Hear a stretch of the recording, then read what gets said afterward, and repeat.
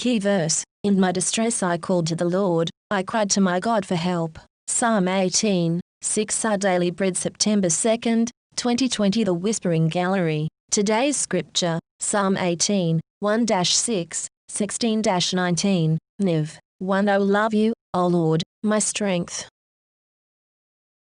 2. The Lord is my rock and my fortress and my deliverer, my God, my strength, in whom I will trust, my shield and the horn of my salvation, my stronghold. 3. I will call upon the Lord, who is worthy to be praised, so shall I be saved from my enemies.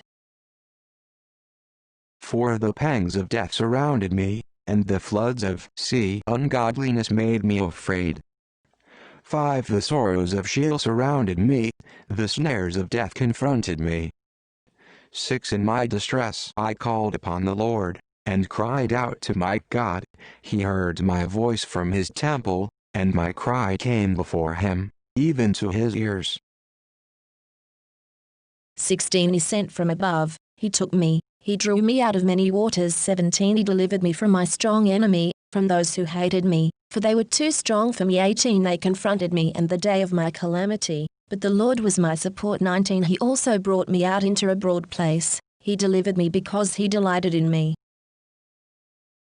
Bread, the 2nd of September 2020. Devotional. The introduction to Psalm 18 tells us David wrote it when the Lord delivered him from the hand of all his enemies and from the hand of Saul. At 50 verses, it's the first lengthy psalm in the Bible. Interestingly, it also occurs, with variations, in 2 Samuel 22. Here David expresses his overwhelming gratitude for God's hand in defeating his many enemies. Yet a reading of the entire psalm reveals it to be messianic, that is, the song points to Christ.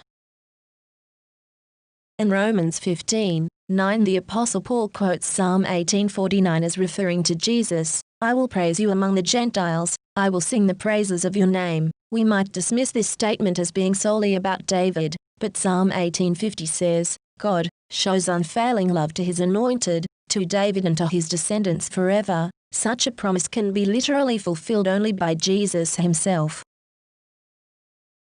Today's message, Our Daily Bread, the 2nd of September 2020. In the towering dome of London's St. Paul's Cathedral, visitors can climb 259 steps to access the Whispering Gallery. There you can whisper and be heard by another person anywhere along the circular walkway, even across the enormous abyss nearly 100 feet away. Engineers explain this anomaly as a result of the spherical shape of the dome and the low-intensity sound waves of a whisper.